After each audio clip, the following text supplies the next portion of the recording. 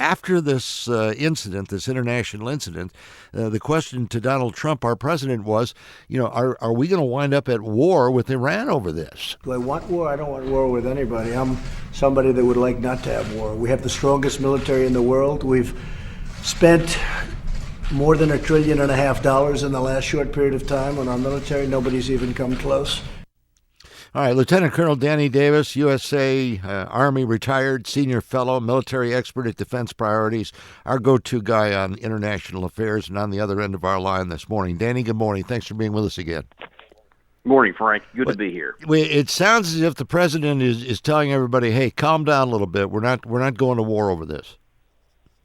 Well, let's hope that's what he's saying, because some of his earlier tweets almost implied the exact opposite. And I was a little concerned at the early part, especially given the fact that some of his concerns were because we know who did it, we're locked and loaded, as you may remember that famous tweet. Right. But that would not be something that would be in America's interest, because at the core of this issue, this is actually part of the centuries-old debate or conflict between Shia and Sunni Islam, and it's a direct response, outgrowth of the proxy war that Iran and Saudi Arabia are fighting in Yemen, and it's predictable as it can be. But the fact is, if anyone is going to respond for this attack, and it was a horrible attack, it's going to be Saudi Arabia. It's not our fight.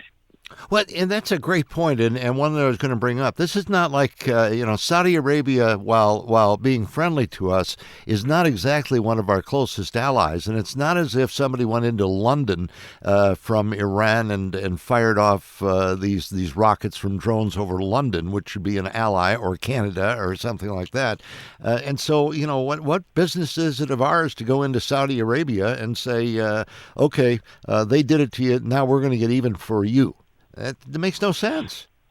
Well, it doesn't, especially when you look at the substance, which you just did. When you look at all the key issues, Saudi Arabia is somebody with whom we have a lot of common interests, but we don't have any kind of an alliance. There is no treaty that requires anything even close to being a defense response situation like that.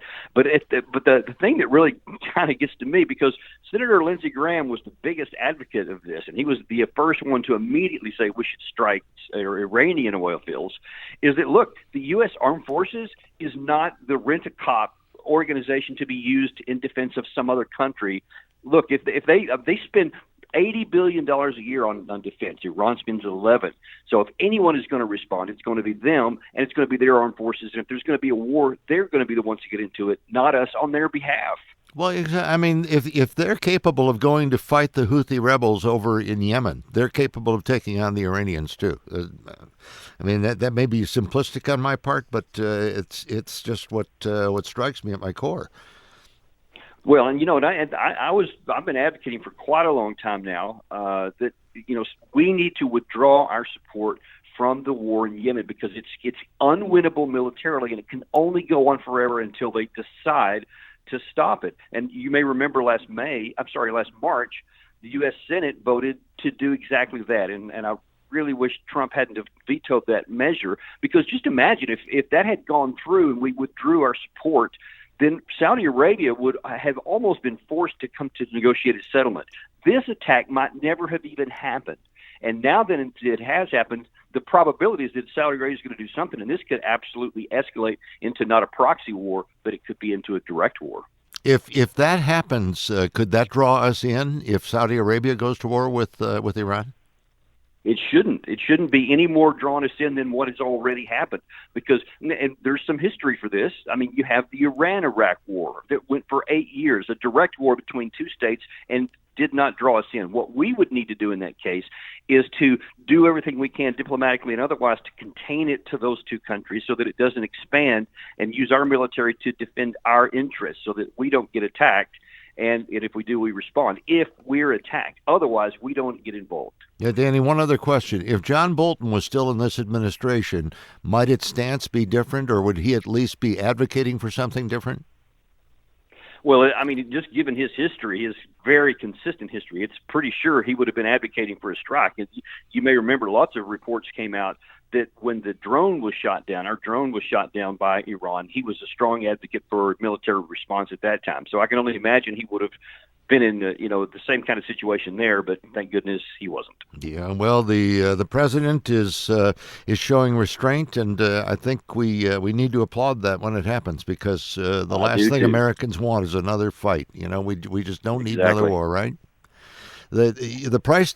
It's easy to say the word war. It's only a three-letter word, but you know this because you've served, and it's a lot more than just saying, "Oh, we're going to go fight in Iran." It's not that simple. One last thing I'll point out is that one of the reasons it's so easily tossed around is some people have been lulled into this belief that, the president could order strikes to, quote, send a message or make sure they recognize this or that. This is not going to be like Syria, where we fired missiles on twice and had no response, or into Libya, where we attacked and had no response. Iran is on record adamantly and publicly saying if we attack them, they are going to go into all that war, attack our ships. They're going to attack our troops throughout the region with missiles, and there's a bunch of them in Iraq, Syria, and elsewhere, and we don't need that. This will not be an easy situation like some think. Danny, really appreciate the time as always. Your insight is much appreciated, and we thank you for joining us again. Thanks a lot, Frank. I appreciate it. Lieutenant Colonel Danny Davis, U.S. Army retired and senior fellow and military expert at Defense Priority.